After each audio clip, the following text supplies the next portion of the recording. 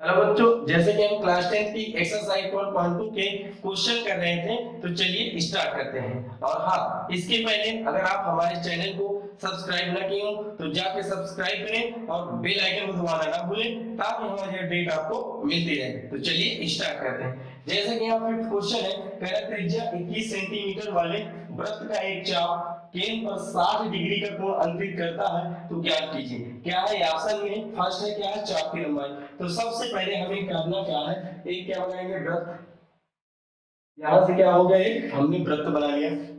वृत्त बना लिया, इसमें साफ साफ दिया है कि त्रिज्या कितनी, 21 सेंटीमीटर। तो त्रिज्या बराबर क्या लिखेंगे, r इक्वल टू क्या लिखेंगे, 21 सेंटीमीटर। और कह रहे केंद्र पर 60 डिग्री का कोण बनाता है, यानी थीटा बराबर कितना आएगा, 60 डिग्री।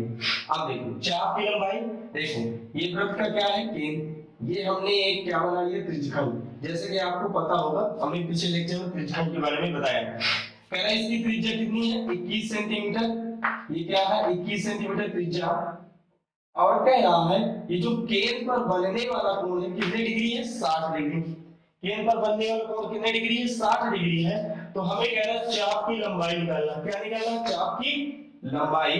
ध्यान को समझो, यानी देखो यहां से लेकर यहां तक ये जो चाप है, इस चाप के द्वारा केंद्र पर कितने डिग्री का कोण बनता है, 60 डिग्री का कोण बनता है।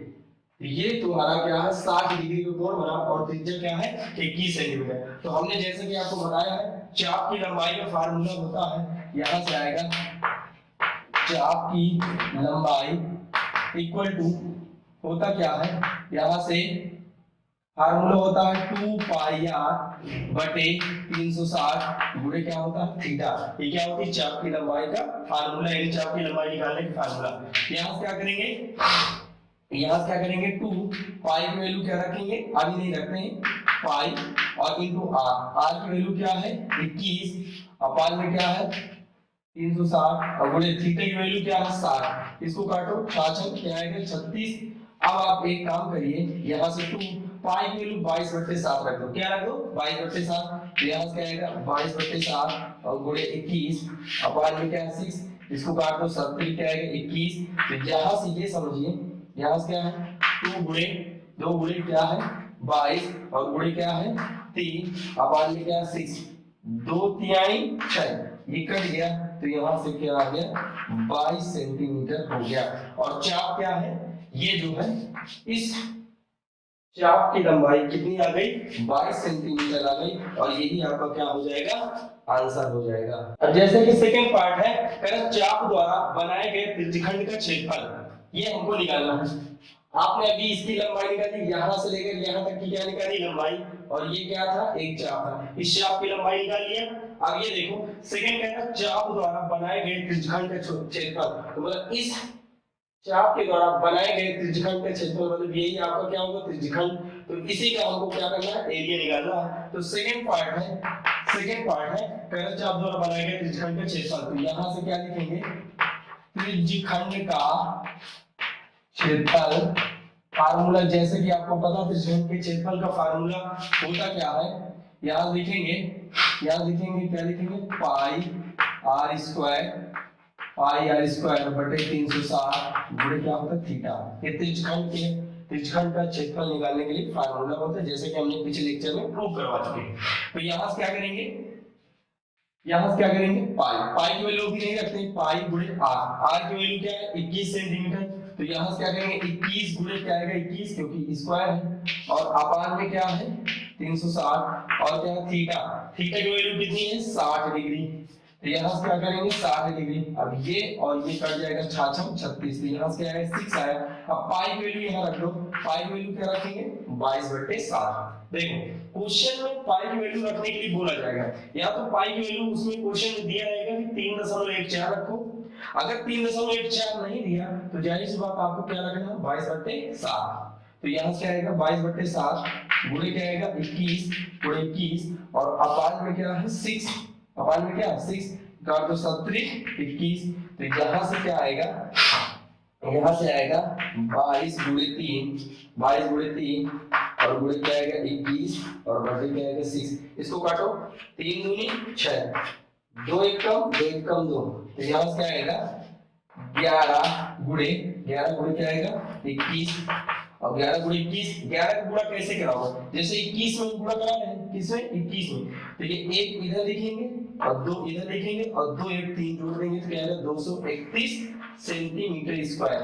सेंटीमीटर स्क्वायर क्यों रखा गया, क्योंकि क्या है एरिया, तो आप यहाँ से समझ सकते हैं। अब जैसे कि थर्ड पार्ट है, कह रहे संगत जीवों द्वारा बनाए गए वृत्तखंड का क्षेत्रफल। जैसे कि हमने आपको बताया था वृत्तखंड होता क्या है, जैसे क्या है त्रिज्यखंड, ये क्या है, अगर यहाँ से यहाँ मिला दे तो ये क्या है, यहाँ से लेकर यहाँ तक क्या था चाप, और यहाँ से लेकर यहाँ तक मिला दे तो ये हो जाएगी आपकी क्या होगी जीवा, और एक जीवा के द्वारा और उस जीवा के द्वारा उस जीवा के संगत चाप के द्वारा घेरा गए क्षेत्रफल को क्या कहते हैं वृत्तखंड। तो ये वाला क्या है आपका वृत्तखंड, ये वाला क्या है वृत्तखंड, ये क्या है आपका वृत्तखंड। तो भैया इसका एरिया कैसे निकाल पाओगे, तो आप बोलेंगे कि सर हम त्रिज्यखंड का क्षेत्रफल निकाल लें, आप यहाँ से कहेंगे सर पहले हमें इस पूरे त्रिज्यखंड का क्षेत्रफल निकाल लें, और पूरे त्रिज्यखंड के क्षेत्रफल में से ध्यान करो समझना, पहले हमको करना क्या है, पूरे इस त्रिज्यखंड का क्षेत्रफल हमको निकाल लेना है, जो कि हम सेकंड पार्ट में कर चुके हैं, सेकंड पार्ट में त्रिज्यखंड के क्षेत्रफल निकाल चुके हैं।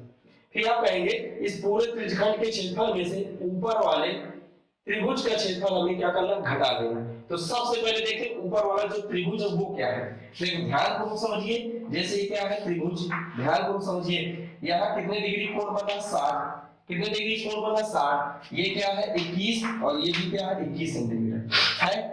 आपको एक थ्योरम पता होगी, देखो ये वाली साइड और ये वाली साइड क्या है इक्वल, क्या है इक्वल। आपको थ्योरम पता होगी कि बराबर भुजाओं के सामने के कोण क्या होते हैं बराबर, क्या होते हैं बराबर, भुजाओं के सामने कोण क्या होते हैं बराबर। अब ध्यान से समझो, ये वाली भुजा और ये वाली भुजा आपस में क्या है बराबर, इसलिए इनके सामने के कोण भी मतलब इस भुजा के सामने का कोण ये और इस भुजा के सामने का कोण ये, मतलब ये दोनों कोण आपस में क्या होंगे बराबर होंगे, क्या होंगे, इसके सामने कोण ये और इसके सामने कोण ये आपस में क्या होंगे बराबर। सपोज करो इसको हमने क्या माना x और इसको भी क्या माना x, क्योंकि बराबर भुजाओं के सामने के कोण है, तो बराबर भुजाओं के सामने कोण क्या होते हैं आपस में इक्वल मतलब बराबर। तो अगर इसके सामने कोण x मानेंगे तो इसके सामने का कोण भी क्या होगा x। अब त्रिभुज के तीनों अंतःकोणों का योगफल क्या होता है 180 डिग्री, क्या होता है 180 डिग्री। तो यहाँ से क्या करेंगे 60 प्लस x और प्लस का x इक्वल टू क्या आएगा 180, x x जुड़ के क्या आएगा 2x, और ये 60 प्लस में ध्यान को समझना, ये क्या है 60 क्या है प्लस में इधर जाएगा माइनस में, 180 से 60 घटाओगे क्या आएगा 120, तो x इक्वल टू देख ये दो कहे में गुणे में इधर जाएगा भाग में, तो यहाँ से आएगा 60। तो आप यहाँ से कह सकते हैं जो x की वैल्यू आई है कितने डिग्री आ गई है 60 डिग्री, x की वैल्यू कितनी आई है, यहाँ से आप कह सकते हैं कि x की वैल्यू कितनी आई है 60 डिग्री आई है। तो आप ये कह सकते हैं कि सर ये कोण कितने डिग्री होगा 60 और ये कोण भी 60 डिग्री, 60 डिग्री होगा।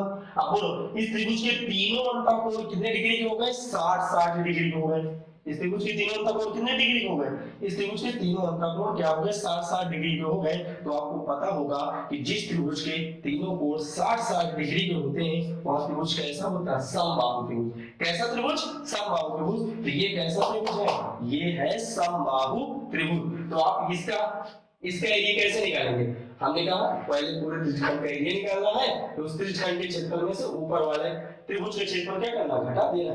तो जब आपको पता हो गया कि जो ऊपर वाला त्रिभुज है कैसा त्रिभुज है समबाहु त्रिभुज, तो यहां से निकालेंगे क्या लिखेंगे वृत्तखंड का क्षेत्रफल, साइड में लिखते हैं यहां लिखेंगे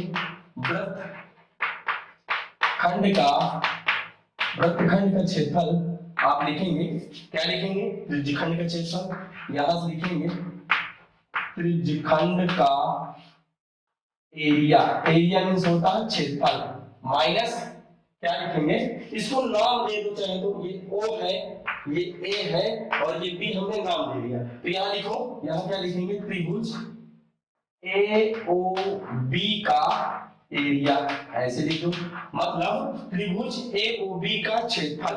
तो ये समझो अभी हमने निकाला है सेकेंड पार्ट में त्रिज्यखंड का क्षेत्रफल कितना निकाला, तो अभी हमने निकाला है कितना था 231, कितना था 231 और माइनस। अब ये त्रिभुज AOB आपको पता है ये त्रिभुज कैसा त्रिभुज है, ये त्रिभुज है समबाहु त्रिभुज। कैसा त्रिभुज है? समबाहु त्रिभुज। और समबाहु त्रिभुज का क्षेत्रफल होता है √3/4 क्या होता है? भुजा स्क्वायर। क्या होता है? भुजा स्क्वायर। समबाहु का मतलब होता है ऐसा त्रिभुज जिसकी तीनों भुजाएं क्या हो? बराबर। तो ये बताओ, ये 21 सेंटीमीटर, ये 21 सेंटीमीटर, तो नीचे वाली भी 21 सेंटीमीटर। तो यहां से आएगा 221 माइनस का √3/4। और इस त्रिभुज की भुजा क्या है? 21 सेंटीमीटर। इस त्रिभुज की भुजा क्या है? 21 सेंटीमीटर। तो भुजा का स्क्वायर करोगे, यहां से क्या आएगा? 21 स्क्वायर। तो क्या आएगा? 231 माइनस का √3/4। और 21 के स्क्वायर क्या होता है? 441। तो यहां से क्या लिखेंगे? 441।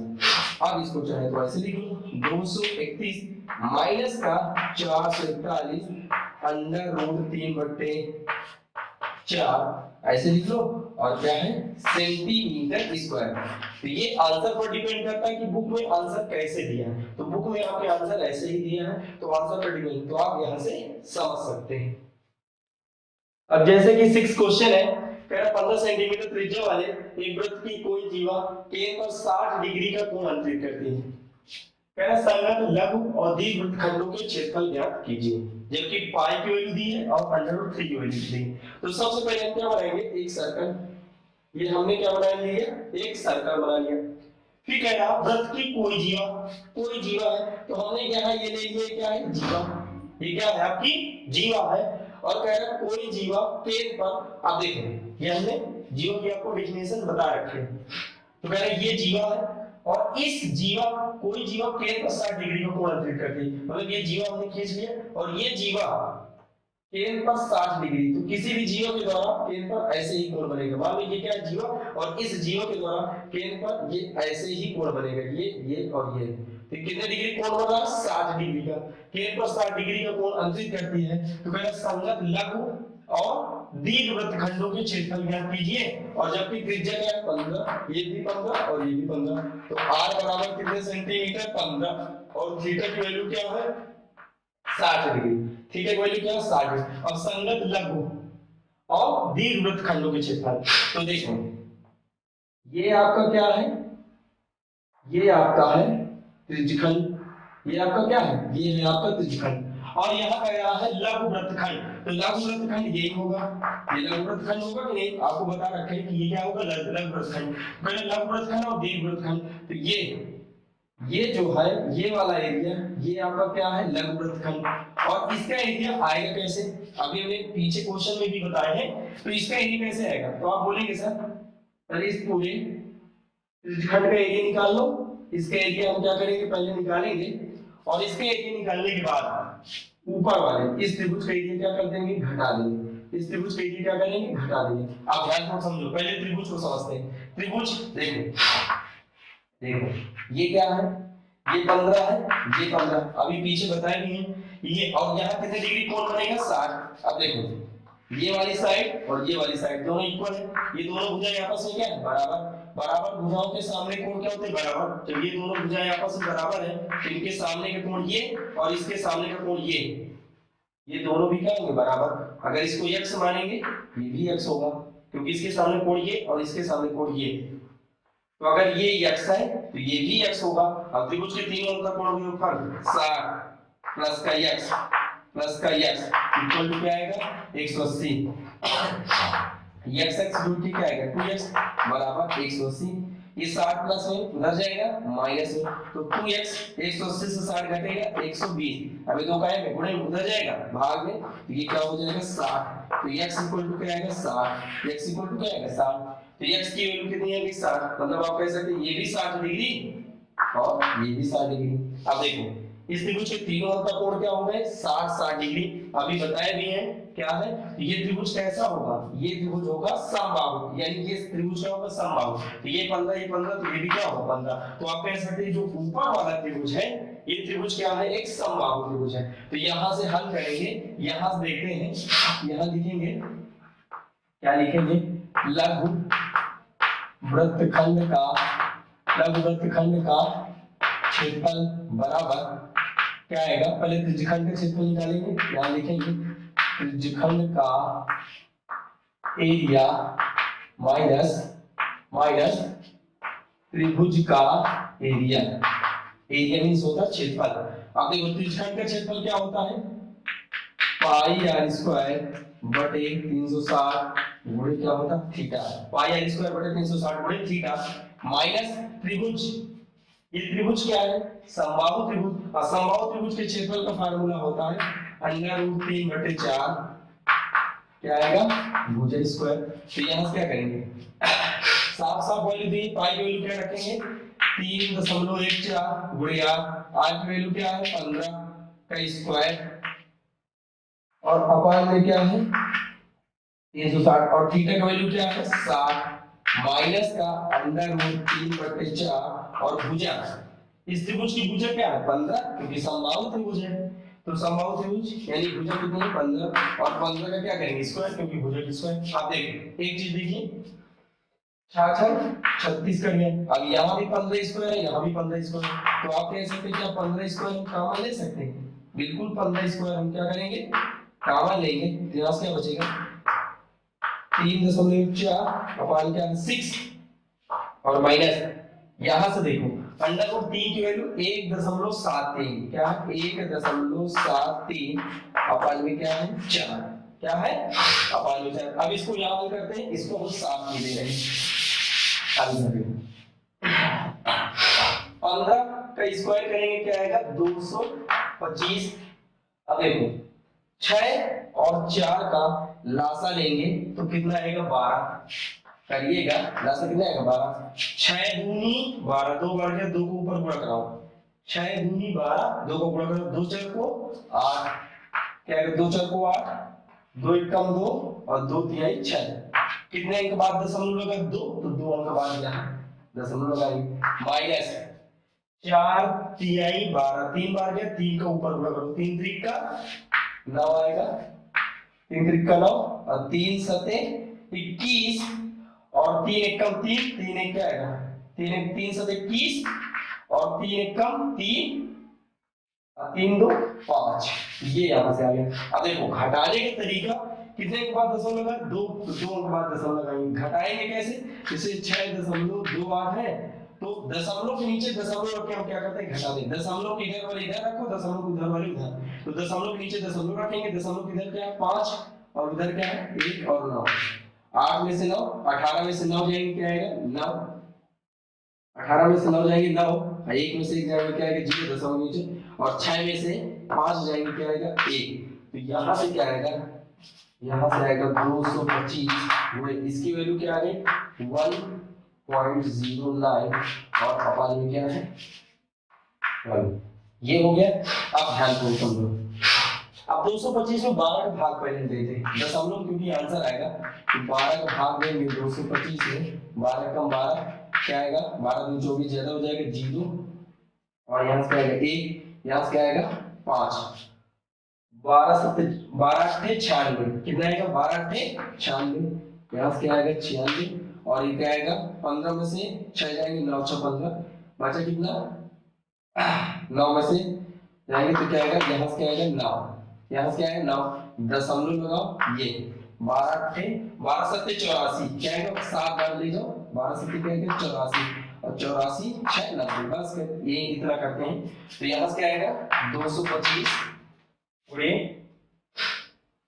225 में 12 का भाग दिया तो यहाँ से आया क्या 18.7 गुणे 1.09। थोड़ा सा कैलकुलेशन इसमें है करना है कैलकुलेशन, तो थोड़ा सा ध्यान पूर्वक कैलकुलेशन सावधानी पूर्वक करेंगे तो चीजें गलती नहीं होगी आपसे।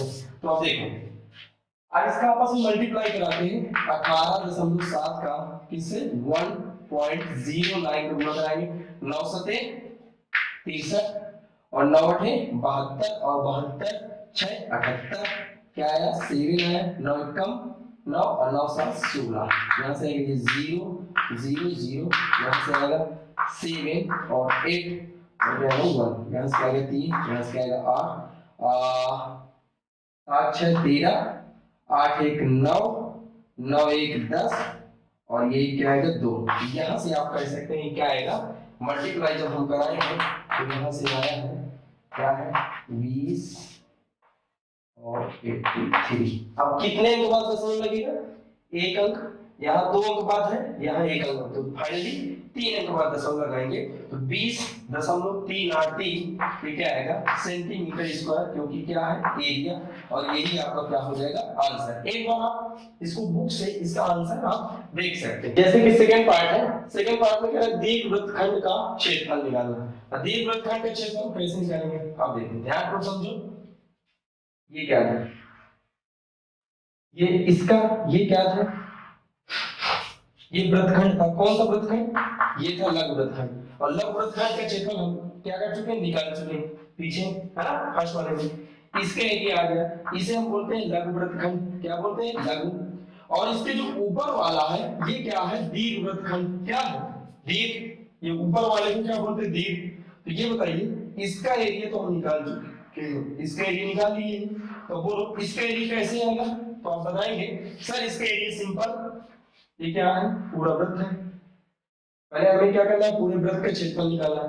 पूरे वृत्त के क्षेत्रफल में से, पूरे वृत्त के क्षेत्रफल में से नीचे वाले का ये वाला एरिया क्या कर देंगे? घटा देंगे। पूरे वृत्त के क्षेत्रफल पहले निकालो, फिर उस वृत्त के क्षेत्रफल में से नीचे वाले लघु वृत्तखंड का क्षेत्रफल क्या करना है? घटा देना। तो सिंपल क्या आएगा? ऊपर वाला दीर्घ वृत्तखंड का क्षेत्रफल आ जाएगा। तो यहां से देखेंगे, यहां लिखेंगे दीर्घ वृत्तखंड का एरिया। एरिया मींस क्षेत्रफल, कितने एरिया। तो यहां से आप बोलेंगे कि सर दीर्घ वृत्तखंड का क्षेत्रफल क्या होगा? आप बोलेंगे वृत्त का क्षेत्रफल। यहां से लिखेंगे वृत्त का एरिया। एरिया मतलब एरिया, एरिया मींस क्षेत्रफल, वृत्त का एरिया माइनस लघु वृत्तखंड का एरिया। लघु वृत्तखंड का एरिया। अब वृत्त का एरिया क्या होता है?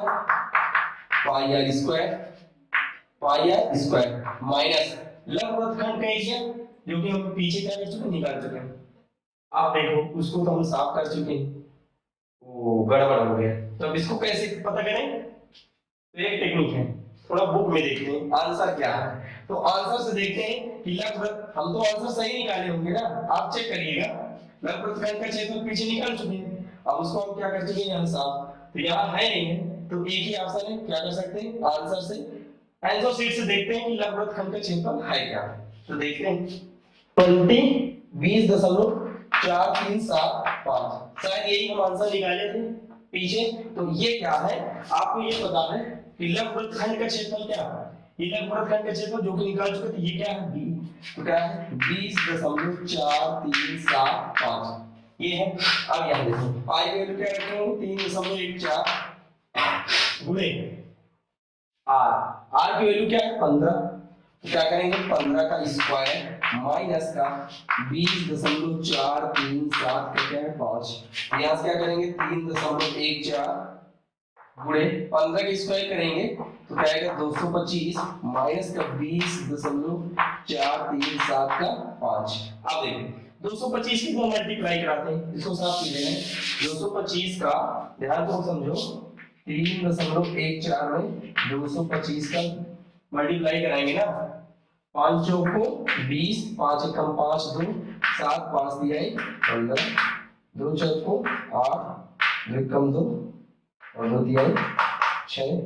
यहाँ से भी आएगा 8 2 और क्या आएगा? 6। यहाँ से आएगा 0 8 7 15 8 10 10 5 15 15 15 16 6 2 8 8 1 9 9 1 10 और क्या 6 क्या आएगा? 7। मल्टीप्लाई कराने पर कितना है? तो हम बात दशमलव है, तो ये आएगा 706.50।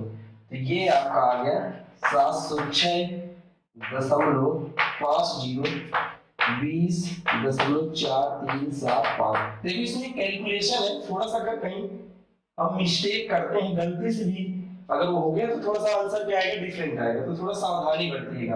अब इसको हम क्या करेंगे? घटाएंगे। तो अब इसको देखिए थोड़ा सा इसको हम साफ ही दे रहे हैं, जब इसको साफ करेंगे तो देखो घटाने का तरीका आपको बताए थे क्या है? 7 और क्या है? दशमलव के नीचे दशमलव रखना है, दशमलव इधर उधर वाले उधर और इधर वाले इधर, दशमलव इधर दशमलव नीचे दशमलव, और यहाँ क्या है 20 और इधर क्या है 4375 और आपको पता है दशमलव दशमलव किधर चाहे जितने हम जीरो बढ़ा ले कोई फर्क नहीं पड़ता। तो जीरो ये जीरो, 10 में से 5 जाएंगे 5, ये कितना बचा 9, 9 में से 2 जाएंगे 9 में से 2 जाएंगे, 9 में से 7 जाएंगे 2 बचा 9, 9 में से 3 जाएंगे 6 बचा 4, 4 में से 4 जाएंगे 0, 6 में से 0 जाएंगे, 6 में से 0 जाएंगे 6 और कितना 10 में से 2 जाएंगे कितना आएगा 8 और बचा क्या 6। ये क्या हो गया 686 इसका जो आंसर आ गया कितना है 686.0625 और एरिया है तो क्या करेंगे सेंटीमीटर स्क्वायर और यही आपका क्या होगा आंसर। तो एक बार इसको